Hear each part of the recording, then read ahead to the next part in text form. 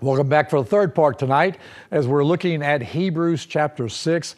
And we just look at this caution that God gives us, that if someone has been enlightened, tasted of the heavenly gift, been made a partaker of the Holy Spirit, tasted of the good word, and the power, or the dunamis power of the age to come, and then falls away. Okay? It's a person who purposely does that. But look at verse 9. But beloved, we are convinced of better things concerning you. You say, hey, listen, just watch it. This is a caution. You know, the trouble with walking into maturity and tasting of all these things is the possibility that you could fall away, but we're convinced of better things now. He says in verse 9, we are convinced of better things concerning you and things that accompany salvation, though we are speaking in this way. For God is not unjust so as to forget your work and the love which you have shown toward His name, in having ministered and still ministering to the saints. And we desire that each one of you show the same diligence, so as to realize the full assurance of hope until the end, so that you will not be sluggish, but imitators of those who through faith and patience inherit the promises. He says, we're convinced of better things, that when it comes down to the nitty-gritty, through faith and patience, you will inherit the promises. So he says, hey, just be cautious. You know, there's this possibility that's over here, but hey, you continue to walk on.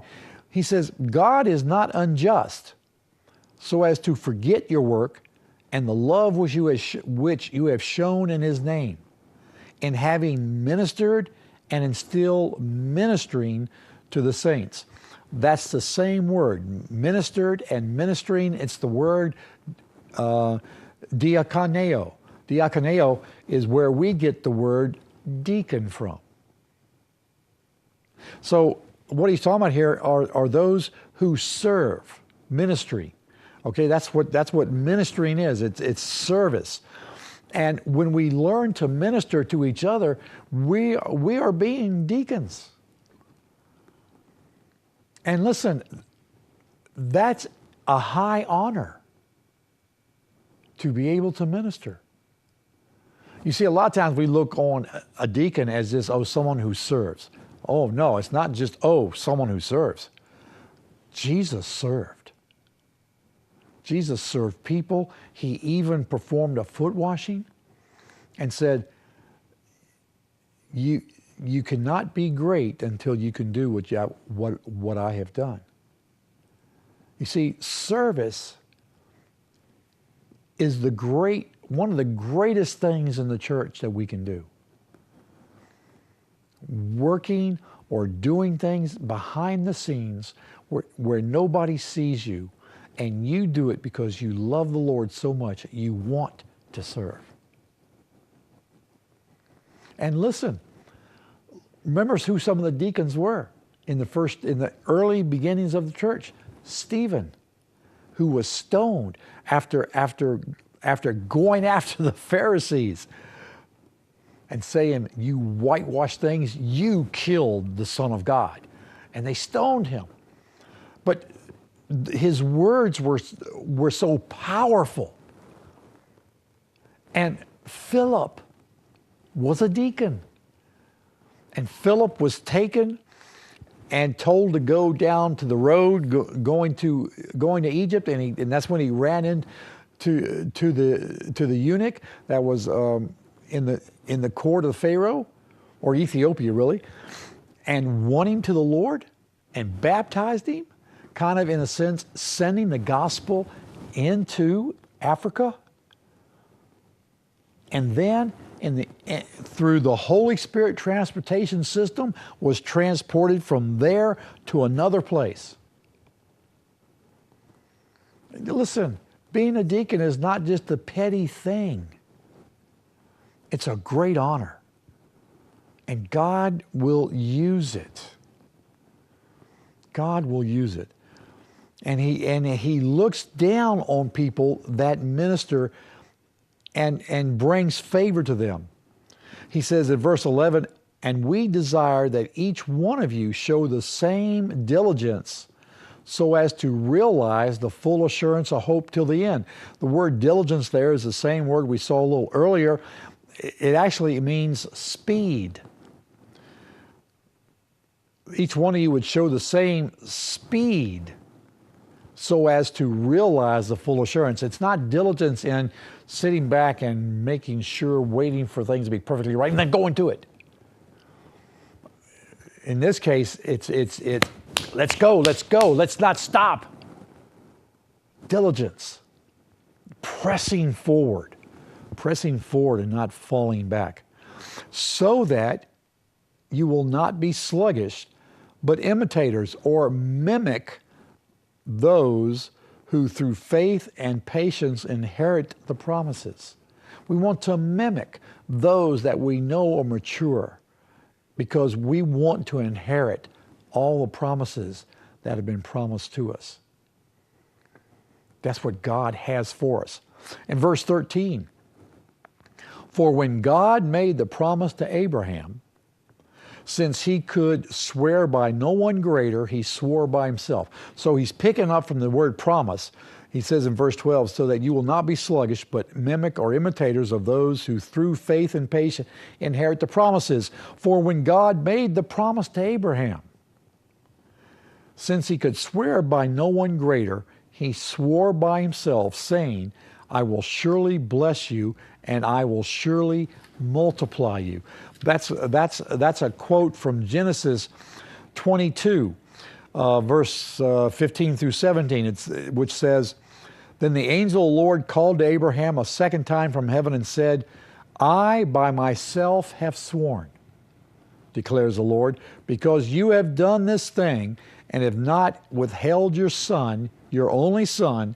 Indeed, I will greatly bless you, and I will greatly multiply your seed as the stars of the heaven and as the sand which is on the seashore, and your seed shall possess the gates of their enemies. So just after Abraham goes and does what God asked him to do, and that is to sacrifice his only son as a burnt offering. And Abraham was going to do it because he knew, and we'll see later in Hebrews, Abraham does it because he knows that God promised that that he would be a father of multitudes, and that could only come through Isaac. And if he killed Isaac, then God would have to raise him up. Abraham knew that. And we don't trust God enough to even give our tithe. Do you understand what he's doing here, what Abraham did? Abraham trusted God so much because God promised. God promised him. Right? He says, I will greatly bless you and multiply your seed, because you have not withheld this from me.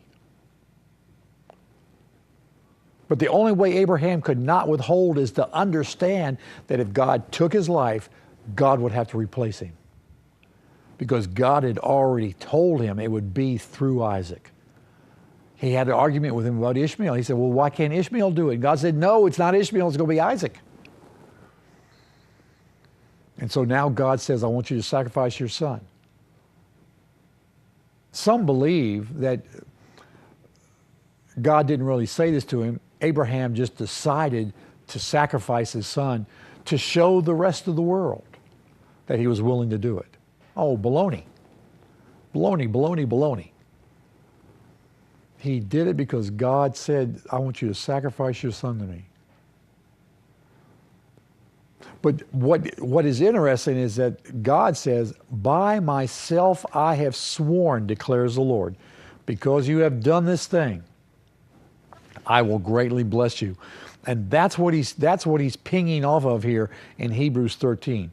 For when God made the promise to Abraham, since he could not swear by no one greater, He swore by himself. You see, we always swear by somebody greater. I swear by God. You know, you put your hand on the Bible. Do you swear to tell the whole truth, nothing but the truth? But, we say yes. You know, the question is, do you swear to tell the whole truth? Well, we do that based on something greater than us, and that's the Bible. Some people say, I swear on my mother's grave. Now, I'm not sure exactly what that means, but they're saying that their mother is greater, you see? And so we normally, when we swear an oath of any kind, it's on something greater than we were. Well, God doesn't have anywhere to go but to himself. And so the writer of Hebrews is picking up on that. He says he swore by himself, saying, I will surely bless you and I will surely multiply you.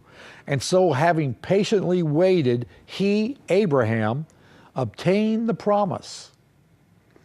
For men swear by one greater than themselves, and with them an oath given as confirmation is an end of the dispute. You see, when we swear on somebody greater, that ends the dispute. There is no more dispute. We say, hey, listen, I'm swearing on this. I'm swearing on this. And so that ends it, because if we swear that way, then in essence what we're saying is that our word is true. Because when God did it, it was true because he swore on himself. A little tricky, huh?